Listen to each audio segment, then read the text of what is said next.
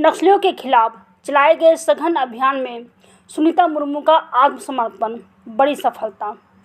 महानिदेशक एवं पुलिस महानिरीक्षक झारखंड राज्य के निर्देश पर नक्सलियों के विरुद्ध सघन अभियान एवं एरिया डोमिनेशन चलाया जा रहा है। इसी क्रम में विश्वसनीय अधिसूचना के आधार पर भाकपा के शीर्ष नेता विवेक उर्फ प्रयाग मांझी, सहदेव सोरेन समेत 20-25 सशस्त्र माओवादियों के विरुद्ध बोकारो जिले के लुगु पहाड़ इलाके में विशेष संयुक्त अभियान डाका बेड़ा चलाया गया। अभियान में 209 cobra, Bokaro police, Jharkhand Jaguar एवं सीआरपीएफ की संयुक्त टीमों ने भाग लिया। 21 अप्रैल 2025 को सुरक्षा बलों एवं माओवादियों के बीच भीषण मुठभेड़ हुई। इस कार्रवाई में भाकपा के 8 नक्सली मारे गए, जिनमें शीर्ष कमांडर प्रयाग मांझी उर्फ विवेक भी शामिल था। मुठभेड़ स्थल से भारी मात्रा में हथियार, गोलियां एवं अन्य दैनिक उपयोग की सामग्री बरामद की गई थी। इसी मुठभेड़ के दौरान संगठन की महिला सक्रिय सदस्य सुनीता मुर्मू उर्फ लीना मुनि मुर्मू मौके से भागने में सफल रही थी। शीर्ष नेतृत्व के मारे जाने लगातार चल रहे अभियान एवं सरकार की आत्मसमर्पण एवं पुनर्वास नीति से प्रभावित होकर सुनीता ने 28 अप्रैल 2025 को पुलिस अधीक्षक कार्यालय बोकारो में वरिष्ठ अधिकारियों की उपस्थिति में आत्मसमर्पण कर दिया। 22 वर्षीय सुनीता मुर्मू ग्राम अमरपानी, थाना शिकारीपाड़ा, जिला दुमका निवासी है।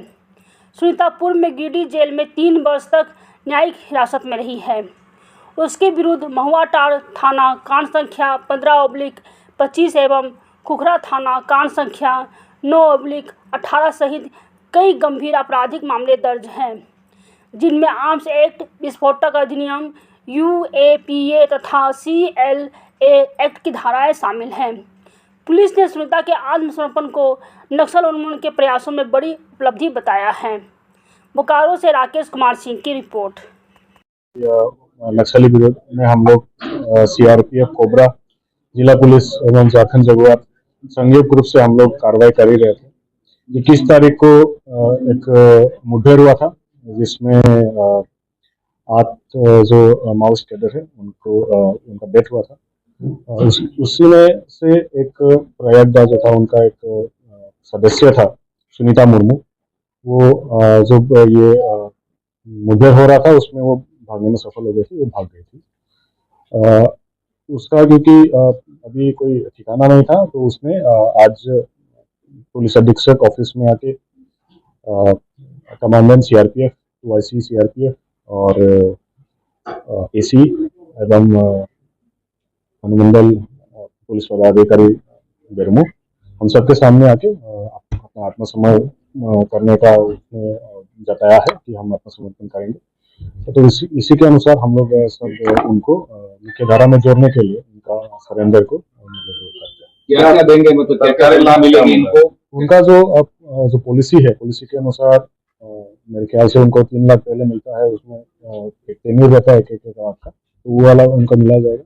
फिर उसके बाद उनका जो डिस्ट्रिक्ट एडमिनिस्ट्रेशन और कमेटी के अंदर जो वो होता है, जो जमीन का भी प्रावधान है वो भी देखा जाएगा, और इंश्योरेंस वगैरह, घर का खर्चा, वो सब देखा जाएगा। और वकील जो उनको केस लड़ने के लिए सरकार की तरफ से दिया जाता है, वो भी उनको मिलता है। कुल इन पर कितने आपराधिक मामले दर्ज हैं अभी तक? उनका एक 2019 में केस हुआ, उसमें जेल गए थे, खुखरा पीएस के अंदर, ये एक कांड है। और अभी जो रिसेंट मुठभेड़ हुआ था उसमें वो थे, तो उसमें ये केस है। इनमें इनाम कितना है? इनामी अभी उनके उसमें नहीं थे। यह कितनी बड़ी उपलब्धि है बोकारो पुलिस के लिए, जब इस तरह से आप नक्सल करने का प्रयास? उपलब्धि इसलिए है क्योंकि जो अभी नक्सली भाग गया है उसमें से एक सरेंडर करने आ गया। हम लोग ये कोशिश करना चाह रहे हैं, हम लोग ये मतलब जो भागा हुआ नक्सली है उन लोगों को भी एक संदेश पहुंचाना चाह रहे हैं कि जल्द से जल्द वो लोग सरेंडर कर ले। हम लोग अभी भी ओपन है सरेंडर एक्सेप्ट करने के लिए, मतलब वो उनको मुख्य धारा में जोड़ने के लिए।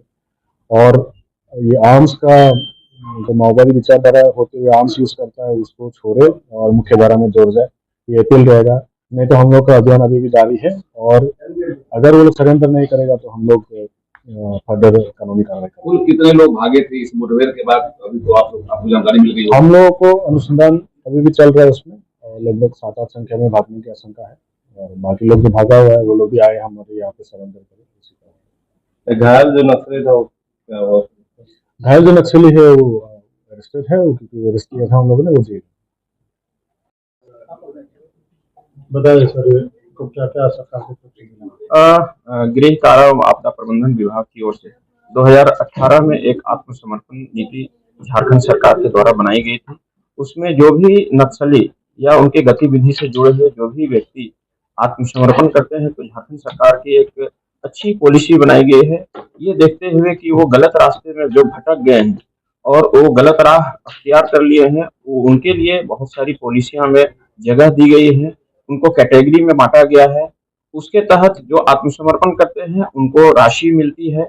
अगर वो उसके बाद उनको रहने के लिए घर, मकान, जमीन दी जाती है। वो अगर पढ़ाई निरंतर आगे जारी रखना चाहते हैं तो उनके लिए पढ़ाई की भी सुविधा है। अगर उनको और किसी कार्य में जैसे व्यवसाय में अगर वो जुड़ना चाहते हैं तो व्यवसाय से भी जुड़ के वो लाभ ले सकते हैं। उनके परिवार के लिए बीमा की भी पॉलिसी अपनाई गई है। उनके परिवार में जितने भी सदस्य होंगे उनको बीमा इत्यादि की राशि, इसके अतिरिक्त अन्य भी बहुत सुविधाएं हैं जो सरकार के प्रावधान है उसके तहत जिला प्रशासन जो गृह कारा विभाग के निर्देश पॉलिसी बनाई गई है उसके तहत मुहैया कराएगी। तत्काल कुछ इसको तत्काल जैसे ही अभी आत्मसमर्पण किया गया है, आत्मसमर्पण के पश्चात जैसे सूचना मिली है उसके बाद हम लोग उसको तुरंत उसको मुहैया कराएंगे।